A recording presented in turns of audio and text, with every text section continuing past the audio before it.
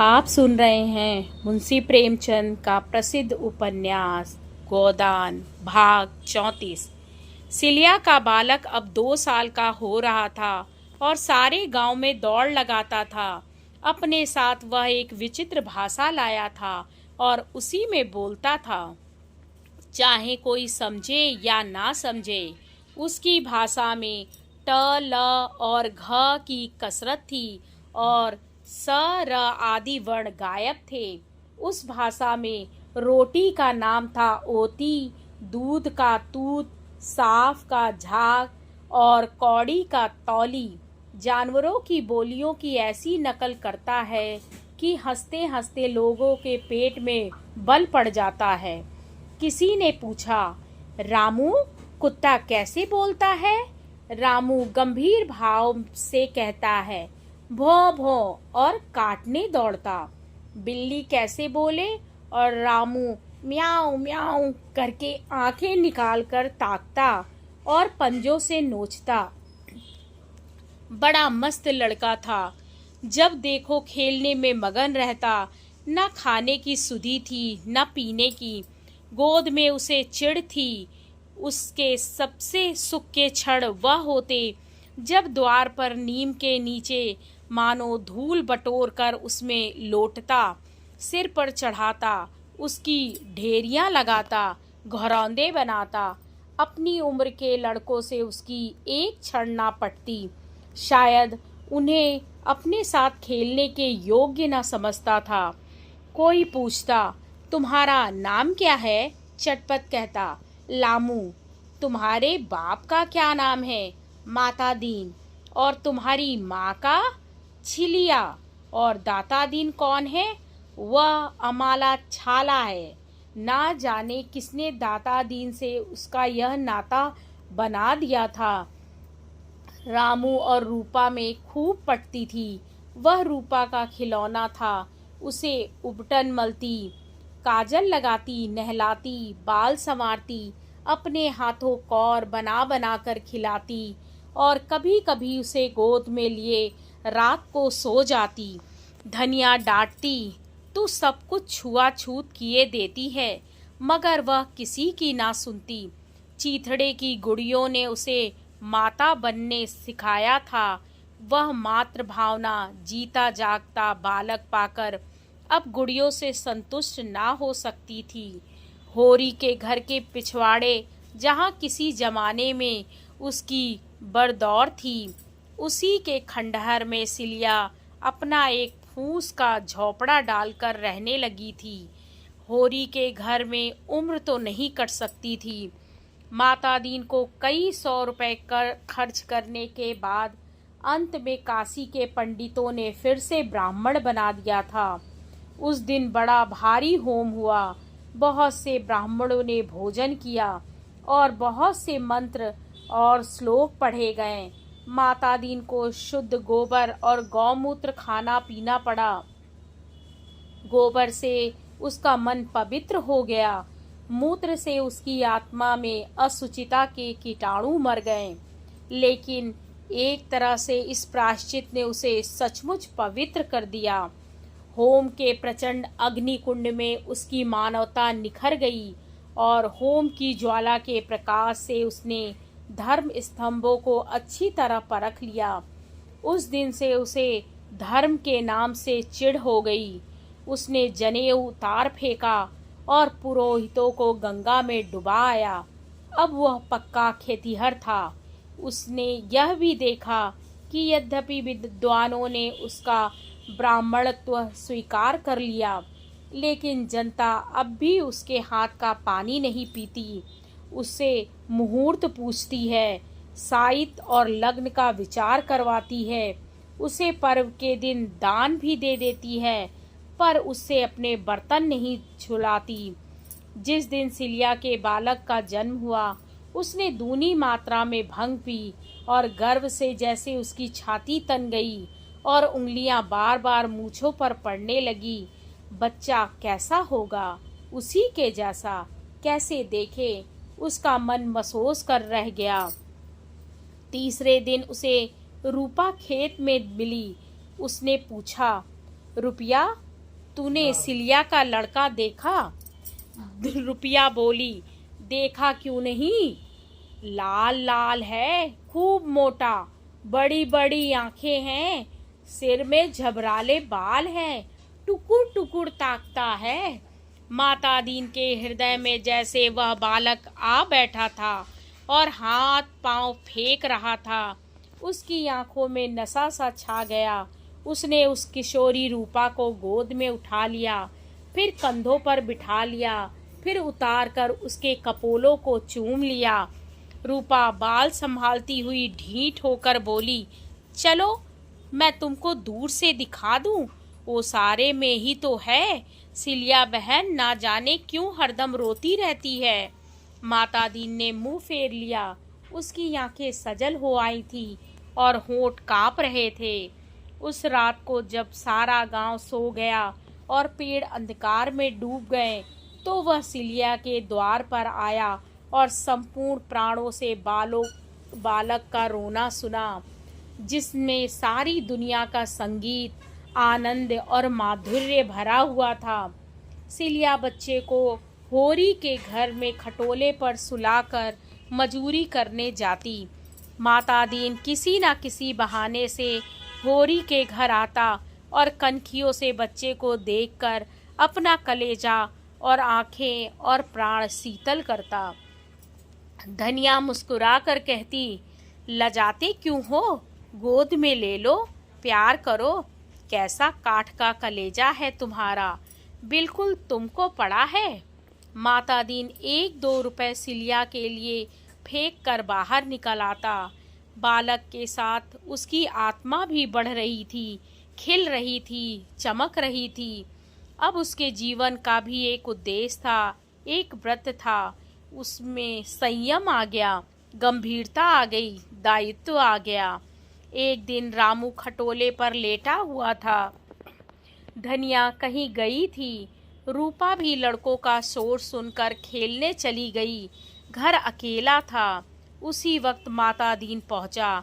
बालक नीले आकाश की ओर देख देख हाथ पांव फेंक रहा था, हुमुक रहा था, जीवन के उस उल्लास के साथ जो अभी उसमें ताजा था। माता दीन को देखकर वह हंस पड़ा। माता दीन स्नेह विह्वल हो उठा। उसने बालक को उठाकर छाती से लगा लिया।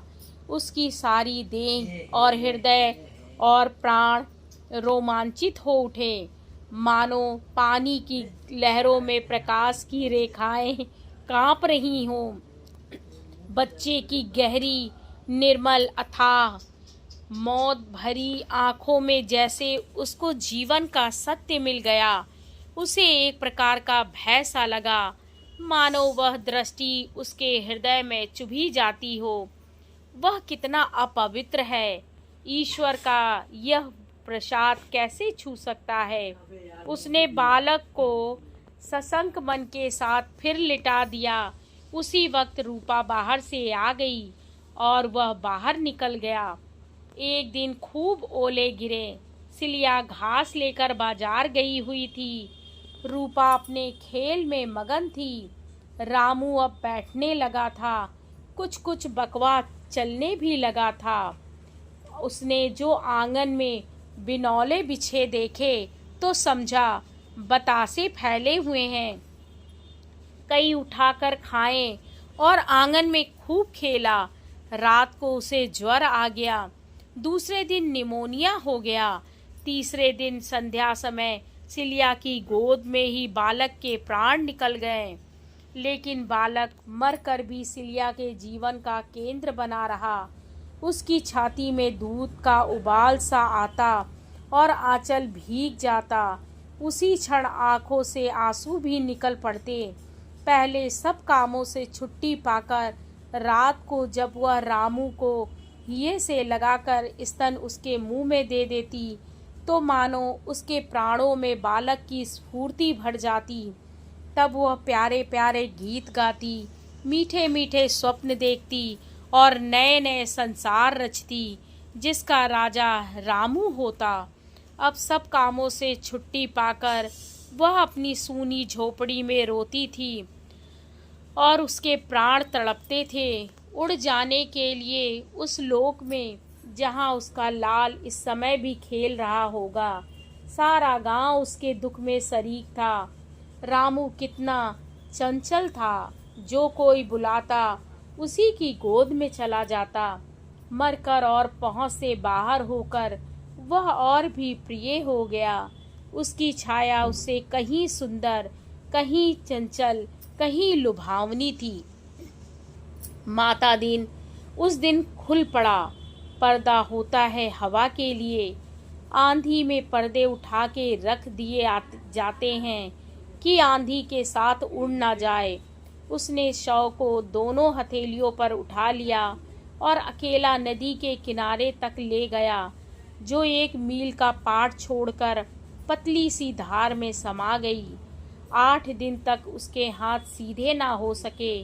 उस दिन वह जरा भी नहीं लजाया, जरा भी नहीं झिझका और किसी ने कुछ कहा भी नहीं, बल्कि सभी ने उसके साहस और दृढ़ता की तारीफ की। होरी ने कहा, यही मर्द का धर्म है, जिसकी बाह पकड़ी उसे क्या छोड़ना। धनिया ने आंखें नचाकर कहा, मत बखान करो, जी जलता है। यह मर्द है? मैं ऐसे मर्द को ना मर्द कहती हूँ। जब बाह पकड़ी थी तब क्या दूध पीता था कि सिलिया बाभिनी हो गई थी? 1 महीना बीत गया। सिलिया फिर मजूरी करने लगी थी। संध्या हो गई थी।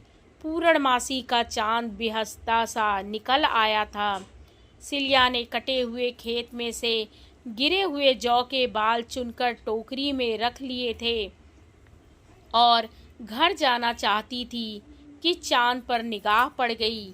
दर्द भरी स्मृतियों का मानो स्रोत खुल गया। आंचल दूध से भीग गया और मुख आंसुओं से उसने सिर लटका लिया और जैसे रुदन का आनंद लेने लगी। सहसा किसी की आहट पाकर वह चौंक पड़ी। माता दीन पीछे से आकर सामने खड़ा हो गया और बोला, कब तक रोए जाएगी सिलिया? रोने से वह फिर तो ना आ जाएगा। और यह कहते कहते वह खुद रो पड़ा। सिलिया के कंठ में आए हुए भर्त्सना के शब्द पिघल गए। आवाज़ संभालती कर बोली, तुम आज इधर कैसे आ गए? माता दीन कातर होकर बोला, इधर से जा रहा था, तुझे दे बैठा देखा, चला आया। तुम तो उसे खिला भी ना पाए। नहीं सिलिया, एक दिन खिलाया था। सच सच? मैं कहाँ थी? तू बाजार गई थी। तुम्हारी गोद में रोया नहीं? नहीं सिलिया, हंसता था। सच सच? बस एक ही दिन खिलाया। हाँ, एक ही दिन, मगर देखने रोज आता था। उसे खटोले पर खेलते देखता था और दिल थाम कर चला जाता था। तुम्ही को पड़ा था। मुझे तो पछतावा होता है कि नाहक उस दिन उसे गोद में लिया। यह मेरे पापों का दंड है। सिलिया की आंखों में क्षमा झलक रही थी। उसने टोकरी सिर पर रख ली और चल पड़ी। माता दीन भी उसके साथ साथ चला। सिलिया ने कहा, मैं तो अब धनिया काकी के बरौठे में सोती हूँ। अपने घर में अच्छा नहीं लगता। धनिया मुझे बराबर समझाती रहती थी। सच? हाँ सच। जब मिलती थी समझाने लगती थी। गांव के समीप आकर सिलिया ने कहा, अच्छा अब इधर से अपने घर जाओ, कहीं पंडित देख ना लें। माता दीन ने गर्दन उठाकर कहा, मैं अब किसी से नहीं डरता। घर से निकाल देंगे तो कहाँ जाओगे? मैंने अपना घर बना लिया है। सच? हाँ सच। कहाँ? मैंने तो नहीं देखा। चल तो दिखाता हूँ। दोनों आगे बढ़े। माता दीन आगे था, सिलिया पीछे। होरी का घर आ गया। माता दीन उसके पिछवाड़े जाकर सिलिया की झोपड़ी के द्वार पर खड़ा हो गया और बोला, यही मेरा घर है। सिलिया ने अविश्वास, क्षमा, व्यंग और दुख भरे स्वर में कहा, यह तो सिलिया चमारिन का घर है। माता दीन ने द्वार की टाटी खोलते हुए कहा। यह मेरी देवी का मंदिर है। सिलिया की आंखें चमकने लगी। बोली, मंदिर है तो एक लोटा पानी उड़ेल कर चले जाओगे। माता दीन ने उसके सिर की टोकरी उतारते हुए कंपित स्वर में कहा, नहीं सिलिया, जब तक प्राण है तेरी शरण में रहूंगा, तेरी ही पूजा करूंगा। झूठ बोलते हो। नहीं, मैं तेरे चरण छूकर कहता हूँ, सुना, पटवारी का लौंडा भुवनेश्वरी तेरे पीछे बहुत पड़ा था। तूने उसे खूब डांटा।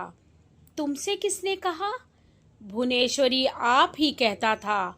सच? हाँ सच। सिलिया ने दिया सलाई से एक कुप्पी जलाई। एक किनारे मिट्टी का घड़ा था, दूसरी ओर चूल्हा था, जहाँ 2-3 पीतल और लोहे के बासन मजे धुले रखे थे। बीच में पुआल बिछा था। वही सिलिया का बिस्तर था। इस बिस्तर के सिरहाने की ओर रामू की छोटी सी खटोली जैसे रो रही थी, और उसी के पास 2-3 मिट्टी के हाथी घोड़े अंग भंग दशा में पड़े हुए थे। जब स्वामी ही ना रहा तो कौन उनकी देखभाल करता? माता दीन पुआल पर बैठ गया। कलेजे में हुक सी उठ रही थी। जी चाहता था खूब रोए। सिलिया ने उसकी पीठ पर हाथ रखकर पूछा, तुम्हें कभी मेरी याद आती थी? माता दीन ने उसका हाथ पकड़कर हृदय से लगाकर कहा, तू हरदम मेरी आंखों के सामने फिरती रहती थी। तू भी कभी मुझे याद करती थी? मेरा तो तुझसे जी जलता था। और दया नहीं आती थी? कभी नहीं। तो भुवनेश्वरी? अच्छा, गाली मत दो। मैं डर रही हूँ कि गांव वाले क्या कहेंगे। जो भले आदमी हैं वह कहेंगे यही इसका धर्म था। जो बुरे हैं उनकी मैं परवाह नहीं करता। और तुम्हारा खाना कौन पकाएगा? मेरी रानी सिलिया। तो बाभन कैसे रहोगे? मैं बाभन नहीं, चमार ही रहना चाहता हूँ। जो अपना धर्म पाले वही बाभन है, तो धर्म के मुंह मोड़े वही चमार है। सिलिया ने उसके गले में बाहें डाल दी। आगे की कहानी अगले भाग में।